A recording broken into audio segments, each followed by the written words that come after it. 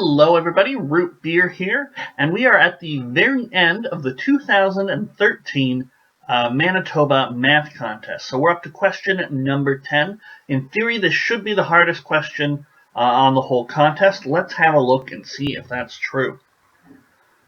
I find sometimes 9 can be harder. I find the same sort of thing on the Euclid papers, and sometimes it's a toss-up. It all depends on what type of problem it is. I mean, 9 this year was a geometry problem. This one, well, it looks like, well, let's read it here.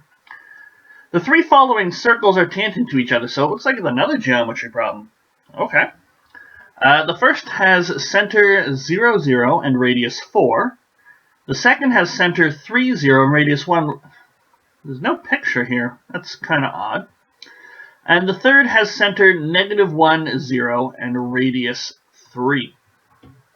Find the radius of a fourth circle tangent to each of these three circles. Okay.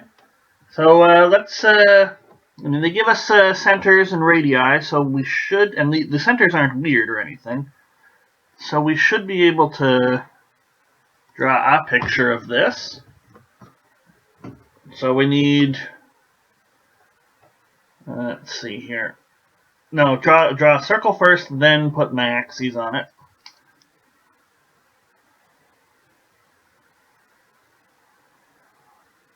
There we go, that's not so bad. Axis isn't turning out so good, quite curvy at the top there. There we go. So this is my big circle of radius 4. And then we had something at -1, 0. And that had, what for the radius? Radius 3. So that will touch over here at -4, 0, which they did say all these were tangent.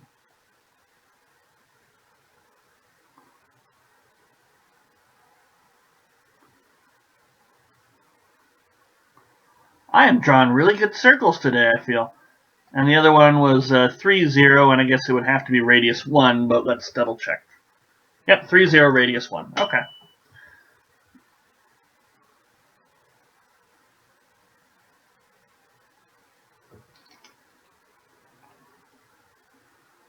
So this is almost a circle of Apollonius problem. Obviously, we're not busting out our straight edge and compass, but we do need to find a fourth circle tangent to the other. So it could be a circle up here like this. Or it looks like there's one down here. Now by symmetry, because everything's symmetric about the x-axis, we flip everything in the x-axis, mirror image, that sort of thing. It'll be the same picture for our black circles, and so one of the red circles just gets mapped to one of the red circles. But these appear to be the only ones that are tangent to everything. And we want what? The radius. We want the radius of the fourth circle. Okay. Well, every time I see, I'm just going to focus on, I guess, the top circle. It's the same thing. It'll be the same radius, so nothing particularly tricky. Let's connect up to our points of tangency. So I can run through there, and so there's 3. I'll call the radius r. This is r. This is 1. This is 1, and this is 3. Now the problem here is the big circle. How can I draw? I'll draw it in yellow. So I sort of have options. I can draw to the point of tangency and then come back, but that's not satisfying. Or I could draw a radius straight through this line, the center of my hypothetical other circle. And maybe we'll have to focus on the center there and find its coordinates or something like that. But but neither of these are satisfying. Now, if the line through the center also happened to be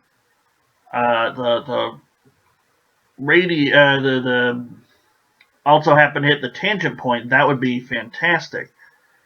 Is there a way to show that?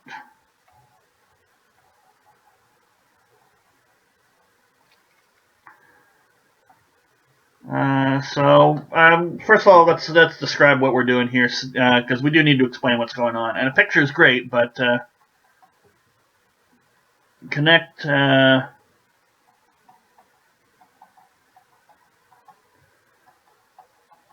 tangent points by radii. I guess because it's not entirely obvious that these should form a straight line. Why is it that those form a straight line? Well, they're both radii going to a tangent point, which means they're both perpendicular to this same tangent line. I guess. I never really think about it with an internal tangency, but that's the same sort of reasoning. If we connect up this, it's going to have to run through the center because both this and the radii, the small radii, are going to be perpendicular here. So connect the tangent points by radii. And since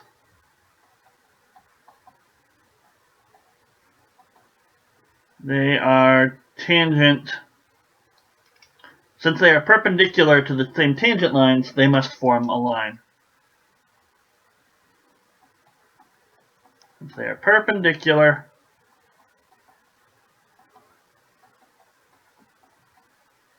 to the same tangent line,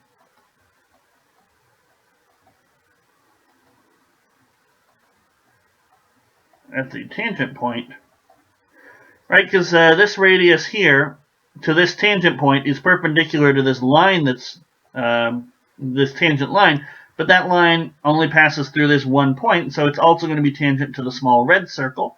So this line here is perpendicular, and therefore they're on the same line.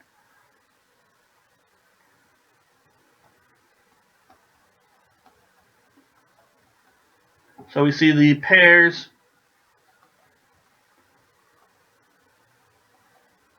of lines are collinear. Okay. So we get really we can just focus on a tiny little triangle. I don't need the big picture. I need what? So this is at 2, 0. This is at 3, 0.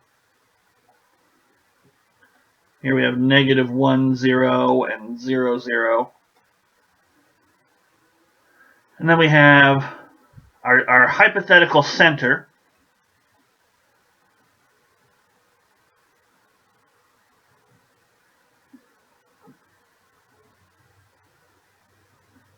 So we get a 1 here. This is 3.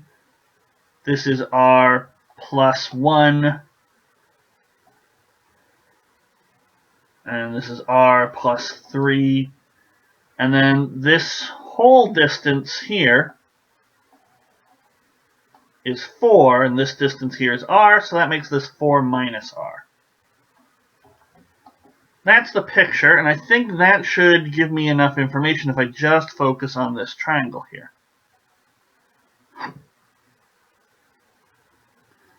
So just making the 3 plus r and the 1 plus r and I guess the side length here of 4, that's not enough to determine r, but I think dropping this other line here, knowing that we have 4 minus r, should in some way help. That way we're using the big circle, because to make the 3 plus r, 1 plus r, and side 4 triangle, you just need 2 of the circles, but we really need this to be completely tangent to everything, so we got to use that extra bit of information.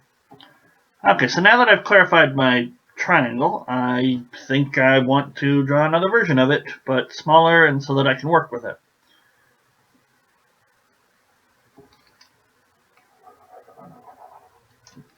So that picture was really just to clarify my triangle and where it comes from. Now let's just look at it straight as a triangle. So 4 minus r here, 3 plus r here, 1 plus r here, 1, 3. So this is a triangle. I don't know any of the angles. I wish I did. For example, this sort of looks right angle-ish, but I don't know for a fact that it is. probably isn't. It's probably just a quirk of the way I'm drawing it. So what can I do with triangles and side lengths? So I know 4 minus r splits this triangle. So I guess, the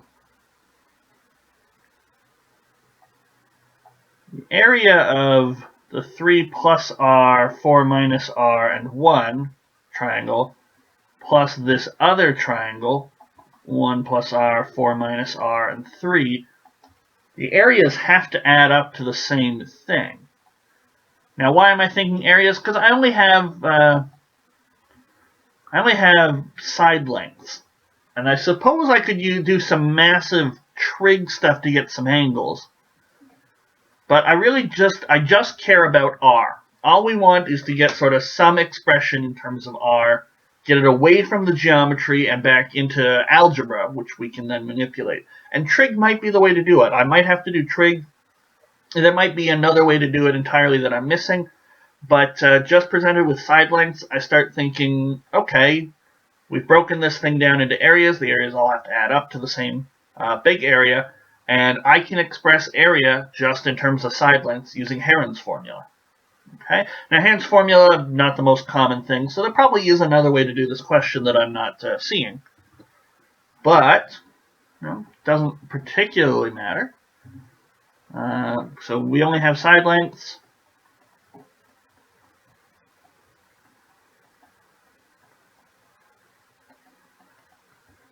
Let's use Heron's formula. So Heron's formula, for those of you who don't know, if you got A, B, C, you let S be the semi-perimeter, so that's A plus B plus C all over 2. And the area is root S, S minus A, S minus B, S minus C. So I'm just going to take each of these triangles in turn, get the semi-perimeter, and work all this out. And yes, I will have some square roots, but I think I can square them, and things wouldn't be so bad. So we'll do the 3 plus r, the 1, and the 4 minus r. So my semi-perimeter, 3 plus r, the r's are going to cancel. So it's just going to be 8 over 2. The semi-perimeter is going to be 4. So that makes me happy. That makes me feel good about this, because now I can just do, so semi-perimeter times 4 minus 1, which is 3. 4 minus r, which is r, and then 1 minus r. There we go. So this is going to be, well, let's not simplify. Let's wait and see what else we've got going on here.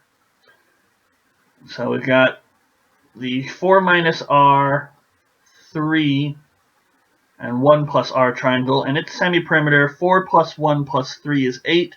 And then r and the minus r are going to cancel out again, so it's got a semi-perimeter of 4 as well. Oh, that's nice. That's nice. It's making me feel like this is a good way to do the question.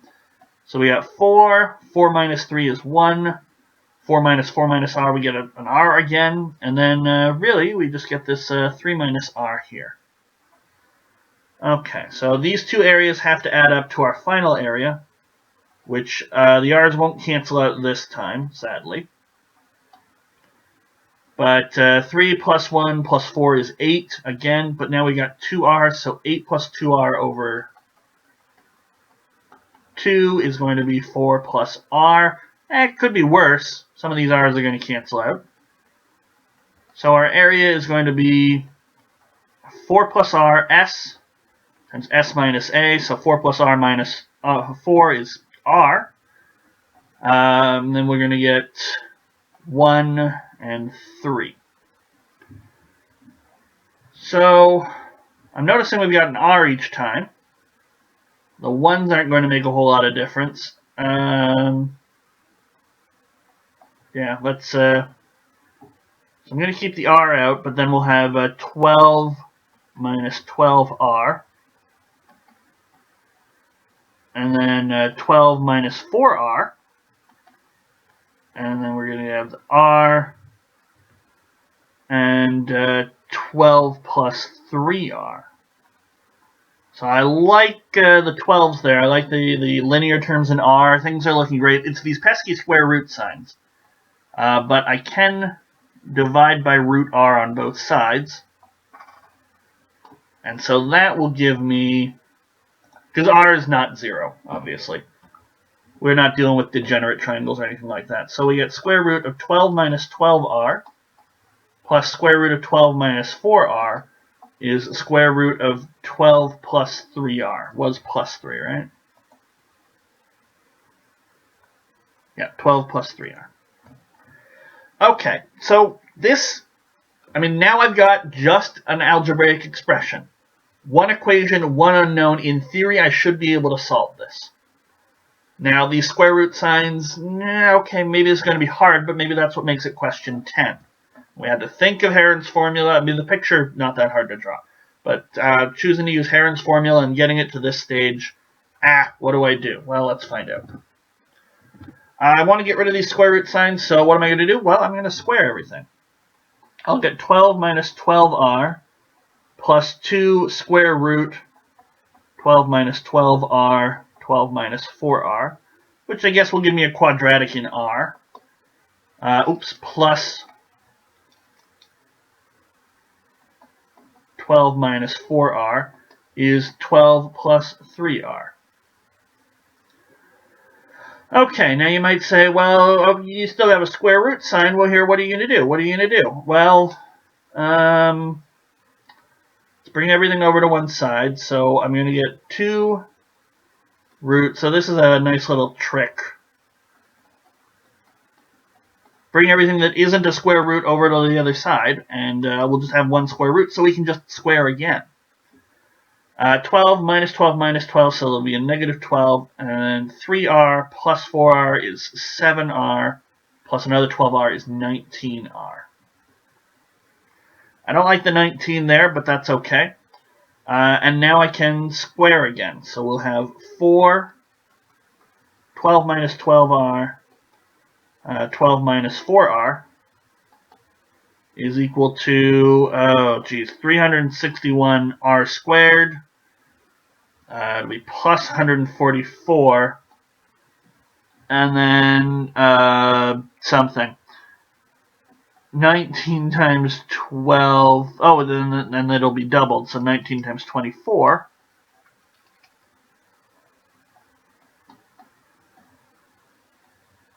Awkward calculation to make, sure, but not the worst thing in the world. So, 5 is over there. So it looks like 4, 5, 6. It's an awkward number to say the least, but there we go.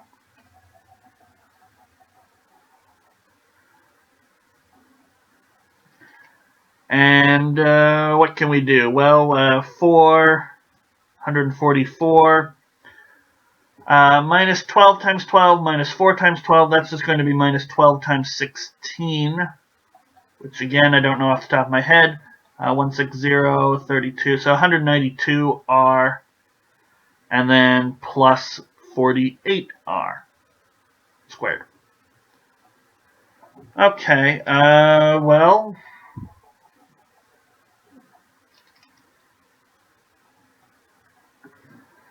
multiply by 4, we get 576 minus something. So that'll be 200 minus 8, so that'll be 800 minus 32. So that'll be 768r. And then multiply this by 4, so we'll get 32, carry the 3, so 192 again. Weird. 361r squared minus 476r plus 144. Alright, quadratic, yeah, so I'm still excited that we've got it as a pure algebraic expression. I can just quadratic formula this all out. The only thing I'm upset about is these are some really big numbers. But if we go back and think about it, everything we've done is quite logical. Heron's formula was correct. Not necessarily correct as a choice, but I just mean we had the correct formula. Dividing by that root r didn't impact anything. I hesitate to think what would have happened if I'd kept that root r in. We'd be dealing with a cubic or something like that. But yeah, everything is, as long as I haven't made an arithmetic mistake, which, let's be honest, I do make those every once in a while. So let's just see what we get here. But assuming the r that we eventually get is nice, and I have to believe that it is, we could just plug it back into this equation before I started doing all the crazy algebra and making sure everything worked out.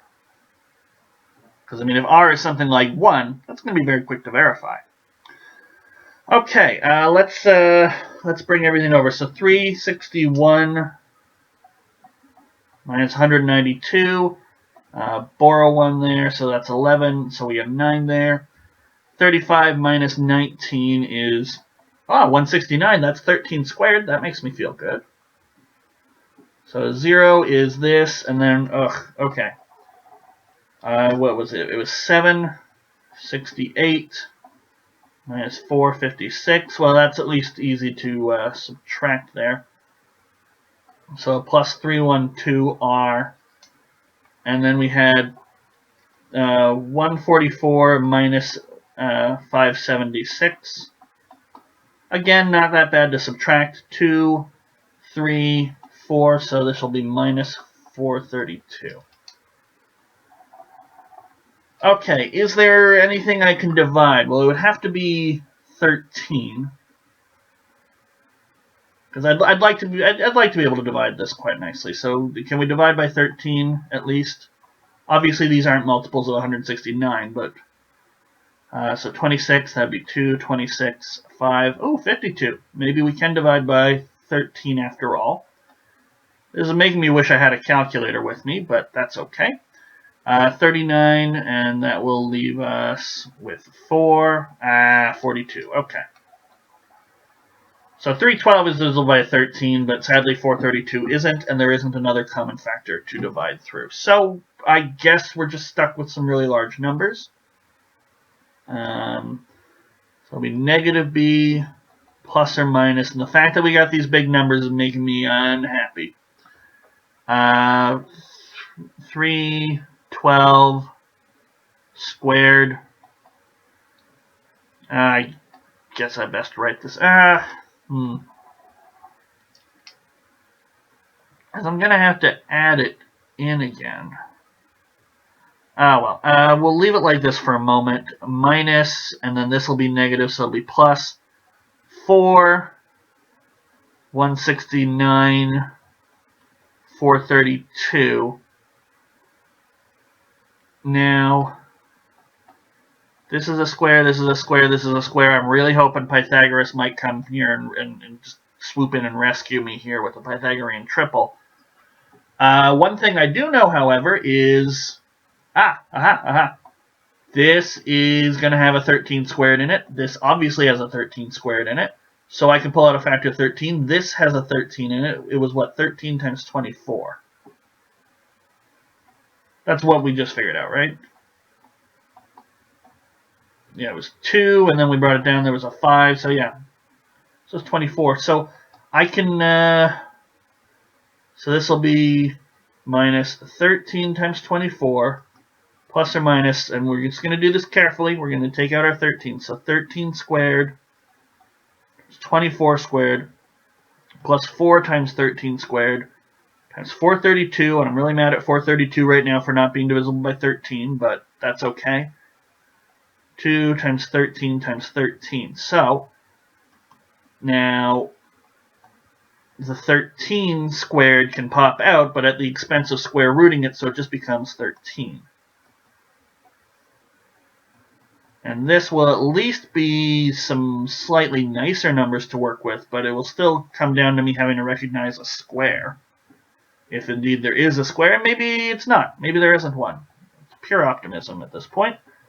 But fortunately, the 13s come back and cancel out, at least a little bit. Okay, so r is equal to negative 24 plus or minus square root of, and it's all over 26. So 24 squared, I do know that that is 576, so that's nice. And then plus 4 times 432, but at least it's not the, 6 or 7 digit number it would have been. had I not done that divisibility by 13. 2, carry the 1, 1 cents. Oh, that's not a bad number. 1728. In fact, that's 12 cubed. And this is 24 squared, so there's going to be a factor of 12 squared to pop out. So we can pull out a 12, and this will be 4 plus 12 all over 26. And hey, that's 16. So 16, or really just times 4. Square root of 16 is, of course, 4. Oh, this is working out nicely. Plus or minus 48 all over 26. But r is a length, so it's positive. So then r is going to be negative 24 plus the 48. That's the only one that gives us anything positive. And that's 24 over 26. And I could have divided by 2 a long time ago, but it doesn't matter. We can do it now. 12 over 13 is my answer. But it's been a lot of arithmetic. Okay, and I kind of got really excited there at the end once I saw the 1728, which I recognize as 12 cubed. Obviously not the easiest thing for people to recognize, but I would still say nice numbers. But okay, so we think 12 over 13. Let's go back and check that Heron's formula, the very quick square root stuff, and see, does this r make sense? Okay, I think it does. I think it's nice numbers, but let's give a little bit of space here. A little space to write down. And so we have square root of is 12 minus 12r plus square root of 12 minus 4r is square root of 12 plus 3r. Alright, okay, so this is just me checking. 12 minus 144 over 13. So that will become 156 over 13. Plus, everything's going to need to be over 13, so we'll just do 156. And then 12 times 4 is 48. And what do we got? 156 over 13 plus 12 times 3, 36 over 13. So now these fractions will be over root 13. 156 minus 144 is 12. So root 12 plus that's 8. So 108.